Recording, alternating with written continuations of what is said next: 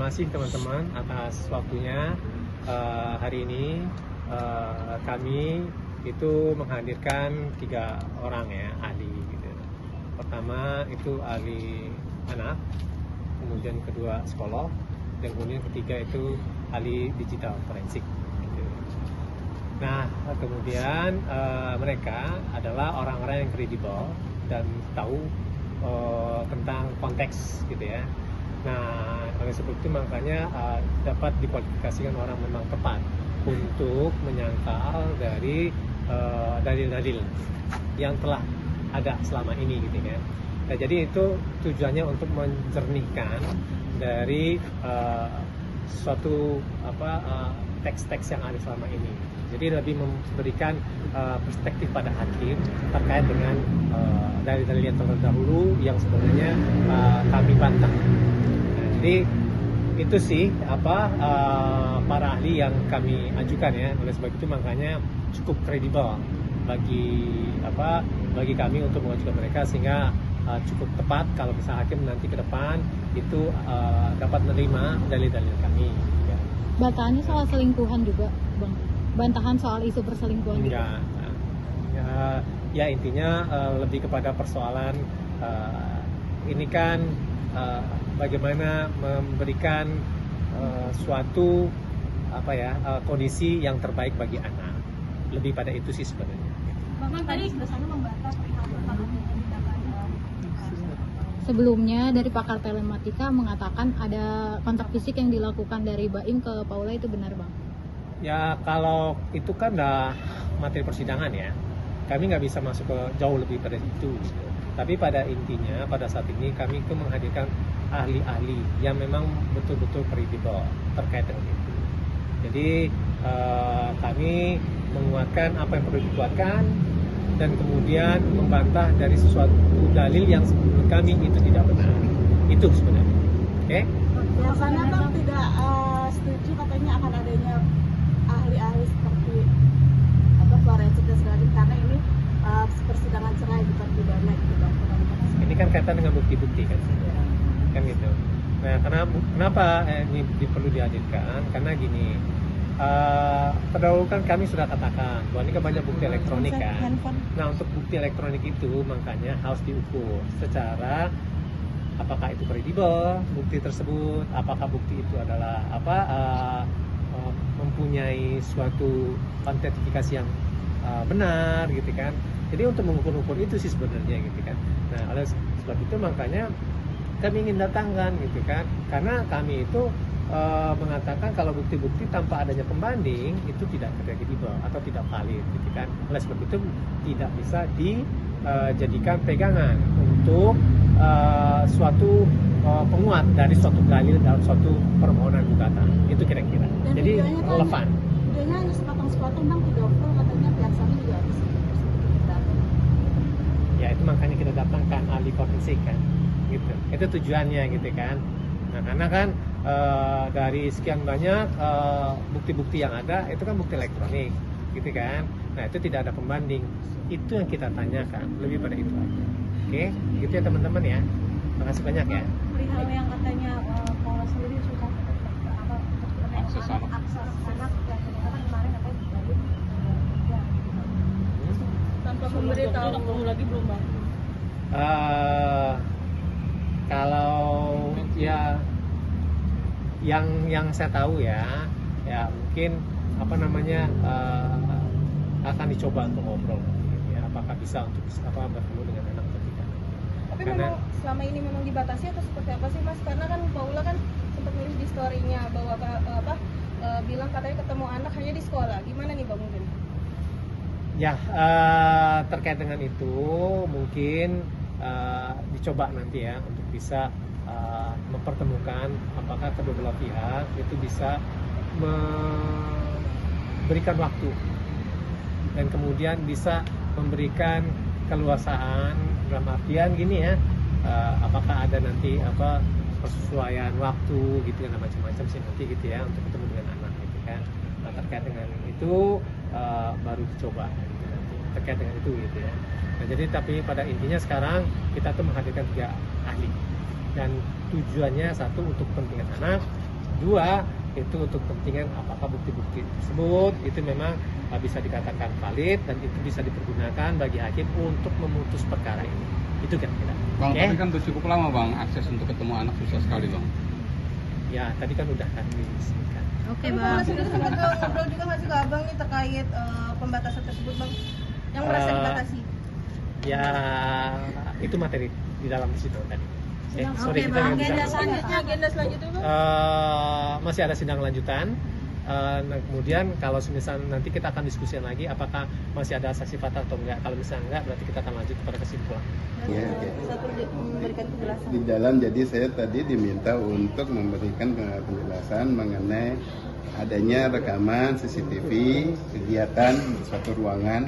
Jangan lupa ini sidang tertutup ya, jadi saya juga tidak akan terlalu banyak, jadi sidang tertutup di mana ada bukti CCTV di dalam suatu ruangan di mana di sana terjadi ada semacam pertikaian antara kedua belah pihak.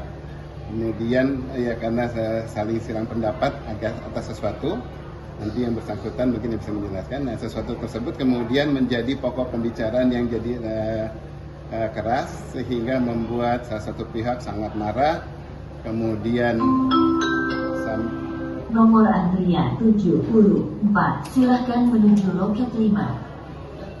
Oke, yang jadi satu pihak yang pria. Nomor antrian 75, silahkan menuju loket 1. Ya, jadi yang pihak prianya tersebut menjadi bicara keras kepada yang wanita. Kemudian ada suatu bentakan-bentakan, ada suatu bicaranya kencang sehingga membuat suasana jadi semakin tidak kondusif, ya. Dan dari perbuatan tersebut, kalau yang wanita ya diam aja, ya pasrah aja ngomong tenang. Tetapi yang ini yang keras, karena diam aja mungkin jadi ada membuat yang prianya ini jadi pengen intens untuk berinteraksi dengan yang wanitanya untuk ngomong gitu ya, minta respon, sampai kemudian terjadi kontak tubuh ya secara keras. Silahkan diterjemahkan, kalau saya bahasanya bahasa telematika ya. Jadi kalau gini lah, kalau bahasa telematikanya kita melihat bahwa itu terjadi adanya suatu kontak kekerasan ya, sampai ada suatu terjadi benturan. Mungkin siapa yang Tetapi melakukan- kalau di sininya sudah tidak ada sekarang, apakah itu termasuk kriteria KDRT atau bukan, silakan itu secara pakar hukum nanti yang menilai ya. Tetapi kalau di bahasa telematika kita ngelihat dari satunya bukti suatu kontak keras ya di CCTV bentuk keras ya, benturan dan benar-benar memang terkena sampai yang satunya waktu udah dihajar gitu sampai terpental. Berarti yang diduga dilakukan oleh pihak pria. Yang melakukan Diduganya siapa? ya berarti di situ ada kalau kontak itu jelas saya bilang ya, nanti kan bisa kita dia dilakukan pihak pria, oke lah pihak pria, kemudian yang wanitanya sampai terpental karena kontak tersebut. Lalu ada juga kontak jadi melakukan sesuatu, yang pernah melakukan sesuatu kepada kepalanya yang wanita ya, di situ jadi konteks ini sehingga dengan pergerakan tangan yang pria kemudian membuat si kepala wanita sampai kayak terdorong ke depan karena dari sebelah samping gitu kan, berhadapan-hadapan. Nah, di saya secara telematika selalu saya tidak bisa menyampaikan bahwa itu adalah apa yang dilakukan, apa yang terjadi, karena terjadinya dari sisi kanannya, di sisi kanannya yang kamera. Ya, jadi apa yang dilakukan sebenarnya di sini, apa yang dilakukan itu nggak ketahuan jelas. Tetapi yang pasti gerakan tersebut itu suatu kekerasan kepada kepala yang wanita, karena seiring dengan gerakan tangan yang pria, kepala si wanita juga terdorong ke depan. Sama aja seiring dengan waktu ada hantaman dari yang kepala yang pria, kepala yang wanitanya itu terdorong ke belakang. Nomor antrian C32 dengan nomor perkara. Berarti penegasan Abah di sini didatangkan oleh pihak wanita ya, Bang? Silakan Sebagai masuk ke saksi ruang dari sidang pihak wanita 3. atau gimana, Bang?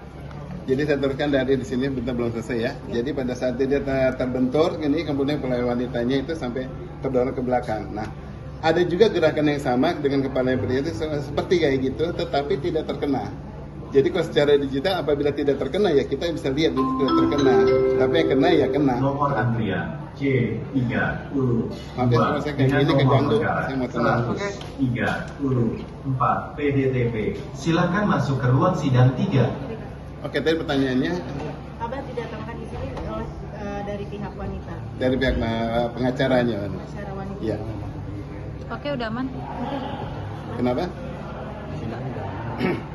Gimana?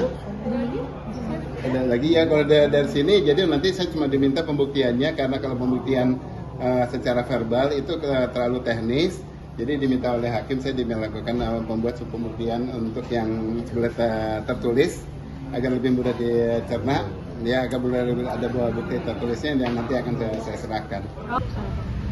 Tadi itu ada agenda pemeriksaan ahli ya terkait dengan permohonan ini gitu kan. Nah, ahli ini ada 3. Yang pertama itu adalah ahli forensik yang diajukan oleh Paula atau tim kuasa hukumnya. Yang kedua itu adalah ahli dokter anak ya. Ahli dokter anak itu menjelaskan tentang tumbuh kembang anak ini seperti apa. Terus kemudian ada ahli digital forensik atau ahli IT.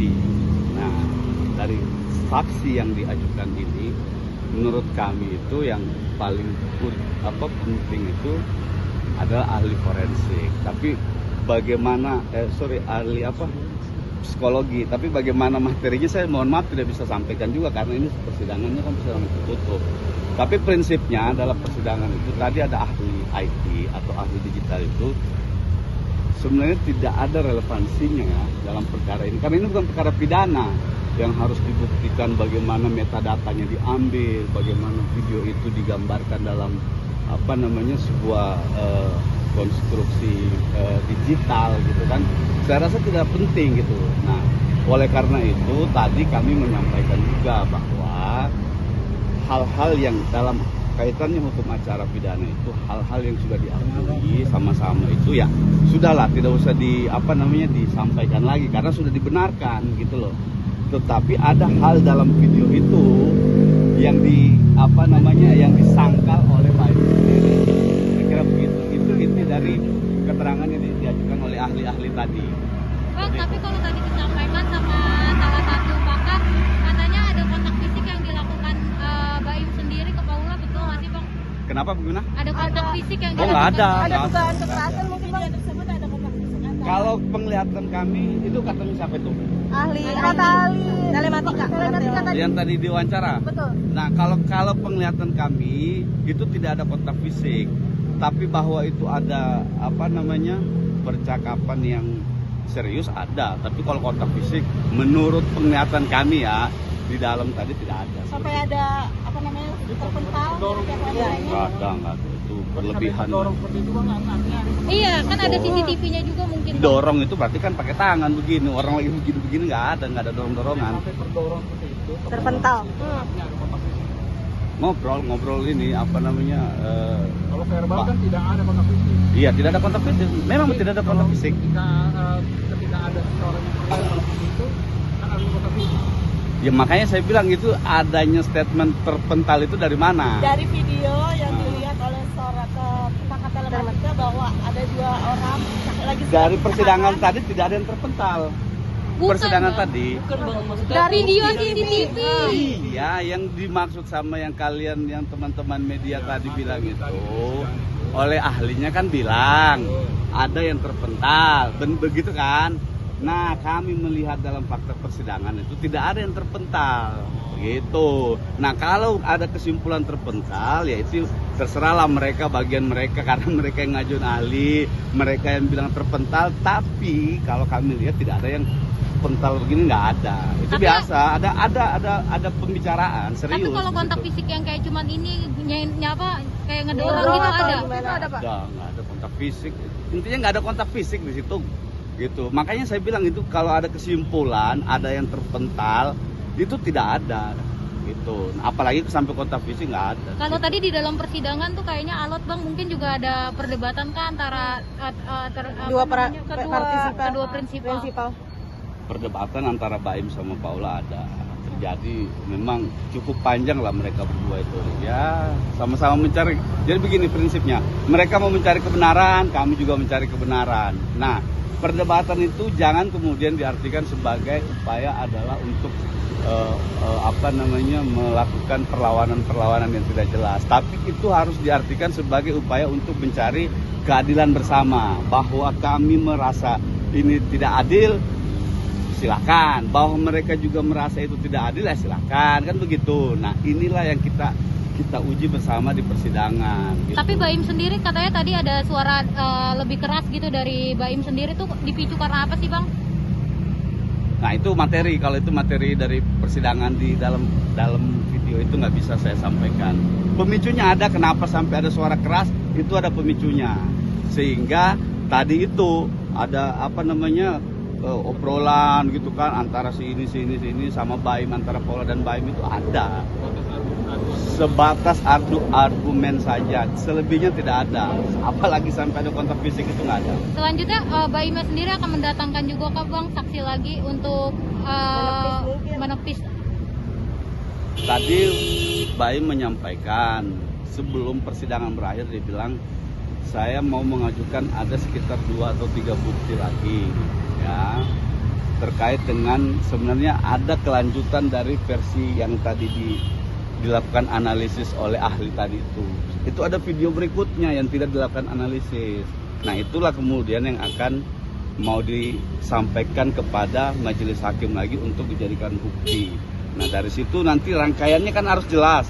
Ini peristiwa ini terjadinya jam berapa, yang tadi dianalisis itu terjadi kalau saya nggak salah baca tadi itu di bulan tahun 2024 sekitar bulan Juni apa Juli. Nah, setelahnya itu di beberapa menit kemudian itu ada lagi sebenarnya video itu gitu loh. Nah, itu juga sebenarnya ada video yang kalau menurut Baim itu yang sebenarnya lebih penting untuk dikupas, tapi sebenarnya tidak disampaikan oleh Paula dan tim kuasa hukum. Artinya video tadi CCTV itu tidak utuh diperlihatkan? Iya, tidak utuh. Dan itu sudah dinyatakan oleh ahli. Saya memang tidak memeriksa utuh. Ahli memang menyatakan saya tidak memeriksa utuh soal video itu. Ahli cuma diminta sama Paula dan tim kuasa hukumnya untuk memeriksa video ini gitu. Nah, yang lain-lain nggak ada. Artinya membantah dengan kontak itu? Ya nggak ada itu, nggak ada kontak-kontakan begitu, nggak ada. Bang, kan ini statusnya juga Paula sama Baim masih suami istri ya, Bang. Mungkin kemarin ada pernyataan dari kuasa hukum Paula kalau anaknya tidak dipertemukan dan dibawa syuting tanpa izin ke ibunya sendiri, itu gimana sih, Bang? Dibatasi untuk bertemu gimana tuh, Bang? Kan dari awal Baim sendiri sudah sampaikan bahwa beliau itu tidak pernah membatasi, tidak pernah menghalang-halangi Paula untuk bertemu anaknya, ya. Soal ada tadi yang bilang dibawa keluar kota itu kalau dibilang saya tidak tahu ya kalau memang ada dibawa keluar kota karena kan sampai urusan pribadinya Baim seperti urusan pekerjaan, bawa keluar kota itu kita nggak masuk sampai ke sana gitu. Jadi kalau pertanyaan itu saya nggak tahu lah ya gitu. Bang, kenapa sih hari ini Bang Fabi tidak? Ada urusan keluarga, beliau lagi mendadak, beliau ada urusan keluarga ya. Saya ditelepon untuk ini juga mendampingi Baim dalam proses persidangan.